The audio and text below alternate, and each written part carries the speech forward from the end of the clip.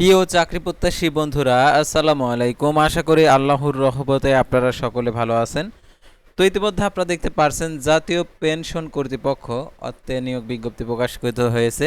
সাধারণত গণপ্রজাতন্ত্রী বাংলাদেশ সরকার, এটি একটি সরকারি নিয়োগ বিজ্ঞপ্তি। সাধারণত দেখতে পাচ্ছেন 21শে মে 2026 খ্রিস্টাব্দ তারিখে জাতীয় পেনশন কর্তৃপক্ষ বলতে এখন বোঝানো হয়েছে সাধারণত যারা চাকরিতে সরকারি চাকরি করার পর রিটার্ন করে থাকে, তো তাদের কার্যক্রমগুলো পরিচালনা করাই হচ্ছে জাতীয় পেনশন কর্তৃপক্ষের কাজ। তো এই পেনশন কর্তৃপক্ষর আর কি নিয়োগ বিজ্ঞপ্তি নিয়ে আজকের এই ভিডিও। অবশ্যই আপনারা ভিডিওটি শেষ পর্যন্ত দেখবেন। আর আপনি যদি অল জব নিউজ বাংলাদেশ এই চ্যানেলে প্রথমবার এই ভিডিওটি দেখে থাকেন, তাহলে আমাদের এই চ্যানেলটিকে সাবস্ক্রাইব করে রাখবেন, notification bell button all press করে রাখবেন, ভিডিওটিতে লাইক করে দিবেন। আর যারা ফেসবুক পেজে ভিডিও দেখছেন, ফেসবুক পেজটি ফলো দিয়ে রাখবেন। ডিসক্রিপশন বক্সে আমাদের ফেসবুক পেজের লিঙ্ক দেওয়া রয়েছে, এই লিঙ্কে ক্লিক করে আপনারা ফেসবুক পেজে যুক্ত হতে পারেন। তাছাড়া আমাদের স্ক্রিনে হোয়াটসঅ্যাপ নাম্বার দেওয়া রয়েছে, আপনারা চাকরিতে যারা আবেদন করতে চান আমাদের সাথে যোগাযোগ করতে পারেন। তো আর কথা না বাড়িয়ে আপনাদেরকে দেখিয়ে দিচ্ছি, অর্থাৎ জাতীয় পেনশন কর্তৃপক্ষের যে নিয়োগ বিজ্ঞপ্তি প্রকাশ করছে, বড় নিয়োগ বিজ্ঞপ্তি, সেই নিয়োগ বিজ্ঞপ্তি সংক্রান্ত এ টু জেড বিষয়ে। তো আপনারা শেষ পর্যন্ত ভিডিওটি দেখতে থাকুন আর উপভোগ করতে থাকুন। তো দেখতে পাচ্ছেন জাতীয় পেনশন কর্তৃপক্ষ অর্থ বিভাগ রাজস্ব খাতভুক্ত অর্থাৎ সম্পূর্ণই সরকারি পদসমূহের স্থায়ীভাবে সরাসরি নিয়োগের লক্ষ্যে বিজ্ঞপ্তিতে বর্ণিত শর্তের সাপেক্ষে বাংলাদেশি প্রক্রিয়ানারদের নিকট হতে অনলাইন npa.টেলিটক.com ওয়েবসাইটে আবেদনপত্র আহ্বান করা যাচ্ছে। অনলাইন ব্যতীত কোনো আবেদনপত্র গ্রহণ করা হবে না। পদের নাম, বয়স, পদসংখ্যা, শিক্ষাগত যোগ্যতা এখানে দেওয়া রয়েছে।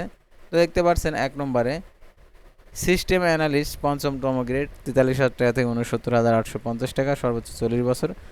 পদের সঙ্গে একটি কোন স্বীকৃত বিশ্ববিদ্যালয়তে computer science engineering, electrical and electronics engineering, information and communication technology বিষয়ে দ্বিতীয় শ্রেণী সমান সিএপিতে স্নাতক সমান ডিগ্রি অথবা সরকারি স্বশাসিত আধা স্বশাসিত সংবিধিবদ্ধ প্রতিষ্ঠানে সহকারী system analyst, programmer, computer operation supervisor হিসাবে 3 বছরের চাকরির অভিজ্ঞতা।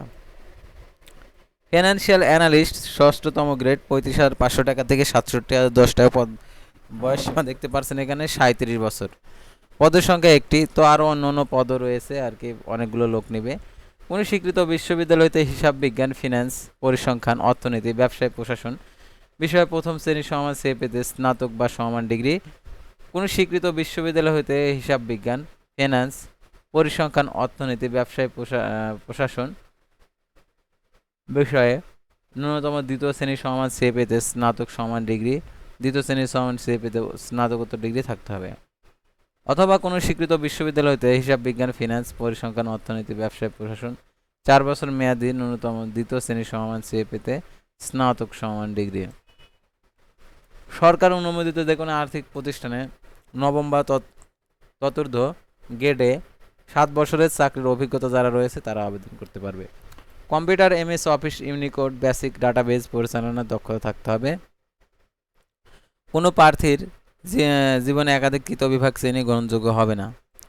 তারপরে দেখতে পাচ্ছেন এখানে প্রোগ্রামার 6ম গ্রেড 35,500 টাকা থেকে 67,010 টাকা, সর্বোচ্চ 35 বছর। পদের সঙ্গে একটি কোন স্বীকৃত বিশ্ববিদ্যালয়তে computer science engineering, electrical and electronics engineering, information and communication টেকনোলজিতে ন্যূনতম দ্বিতীয় শ্রেণী সমান সিএপিতে 4 বছর মেয়াদী স্নাতক সমান ডিগ্রি। কোনো সরকারি স্বশাসিত আধা সরকারি সংবিধিবদ্ধ প্রতিষ্ঠানে কম্পিউটার অপারেটর ও সহকারী প্রোগ্রামার রক্ষণাবেক্ষণ প্রকৌশলী ন্যূনতম 4 বছরের চাকরির অভিজ্ঞতা। ব্যবস্থাপক 6ম গ্রেড 35,500 টাকা থেকে 67,010 টাকা, সর্বোচ্চ 37 বছর। পদের সঙ্গে একটি কোনো স্বীকৃত বিশ্ববিদ্যালয় হইতে হিসাব বিজ্ঞান, ফিন্যান্স, পরিসংখ্যান, অর্থনীতি, গণিত, ব্যাংকিং অ্যান্ড ইন্স্যুরেন্স, অ্যাকচুয়াল বিজ্ঞান বা ব্যবসায় প্রশাসন বিষয়ে ন্যূনতম 1ম শ্রেণী সমান সিজিপিএ স্নাতকোত্তর ডিগ্রি। কোনো স্বীকৃত অথবা কোনো স্বীকৃত বিশ্ববিদ্যালয় হতে হিসাব বিজ্ঞান, ফিন্যান্স, পরিসংখ্যান, অর্থনীতি, গণিত, ব্যাংকিং অ্যান্ড ইন্স্যুরেন্স, অ্যাকচুয়াল বিজ্ঞান বা অথবা ব্যবসায় প্রশাসন বিষয়ে দ্বিতীয় শ্রেণীর সমান সিপিতে স্নাতক সমান ডিগ্রি, দ্বিতীয় শ্রেণীর সমান সিপিতে স্নাতকোত্তর ডিগ্রি। তো এখানে আরও যোগ্যতার কথা বলেছে। তো দেখতে পাচ্ছেন এখানে computer, MS office, Unicode basic পরিচালনার দক্ষতা থাকতে হবে। তারপরে দেখতে পাচ্ছেন কোনো প্রার্থী শিক্ষা জীবনে একাধিকৃত বিভাগ বা শ্রেণী সমান সিজিপিএ গ্রহণযোগ্য হবে না। তো তারপরে দেখতে পাচ্ছেন এখানে সহকারী ব্যবস্থাপক 22,000 টাকা থেকে 53,060 টাকা, 32 বছর। এটা হচ্ছে পদের সংখ্যা 3টি। কোনো স্বীকৃত বিশ্ববিদ্যালয় হইতে হিসাব বিজ্ঞান, ফিনান্স, পরিসংখ্যান, অর্থনীতি, গণিত, ব্যাংকিং অ্যান্ড ইন্স্যুরেন্স, এক্সুরিয়াল বিজ্ঞান অথবা ব্যবসায় প্রশাসন বিষয় প্রথম শ্রেণীর সমান সিএবিতে স্নাতক সমান ডিগ্রি অথবা কোন স্বীকৃত বিশ্ববিদ্যালয়তে হিসাব বিজ্ঞান, ফিনান্স, পরিসংখ্যান, অর্থনীতি, গণিত, ব্যাংকিং অ্যান্ড ইন্স্যুরেন্স, এক্সুয়াল বিজ্ঞান, ব্যবসায় প্রশাসন বিষয়ে দ্বিতীয় শ্রেণীর সমান সিএবিতে স্নাতক সমান ডিগ্রি ও ডিগ্রি সহ ন্যূনতম দ্বিতীয় শ্রেণীর সমান সিএবিতে স্নাতকোত্তর ডিগ্রি। তারপরে দেখতে পাচ্ছেন এখানে যে অ্যাসোসিয়েট পদের সংখ্যা 1টি। এটা স্বীকৃত বিশ্ববিদ্যালয়তে computer science and engineering, information and communication technology বা ইঞ্জিনিয়ারিংয়ে সংশ্লিষ্ট বিষয়ে দ্বিতীয় শ্রেণীর সমান সিএবিতে স্নাতক সমান ডিগ্রি, স্ট্যান্ডার্ড অ্যাবিলিটি টেস্ট উত্তীর্ণ হতে হবে। MS computer, MS office, Unicode basic database পরিচালনার দক্ষতা থাকতে হবে। হিসাব কর্মকর্তা 9তম গ্রেড। এটা হচ্ছে পদের সংখ্যা 1টি। কোনো স্বীকৃত বিশ্ববিদ্যালয় হইতে ব্যবসায়িক শিক্ষা বা সমান সিজিপিএ স্নাতকোত্তর ডিগ্রি। তো এখানে 3 রকমের ডিগ্রির কথা বলেছে, তো এগুলো আপনারা দেখে নেবেন। তো তারপরে দেখতে পাচ্ছেন 8 নম্বরে সহকারী প্রোগ্রামার 9তম গ্রেড, 22,000 টাকা থেকে 53,060 টাকা, পদের সংখ্যা 1টি। কোনো স্বীকৃত বিশ্ববিদ্যালয়তে computer science, engineering, electrical and electronics engineering, information and communication technology সংশ্লিষ্ট বিষয়ে দ্বিতীয় শ্রেণীর সমান সিএপিতে স্নাতক সমান ডিগ্রি।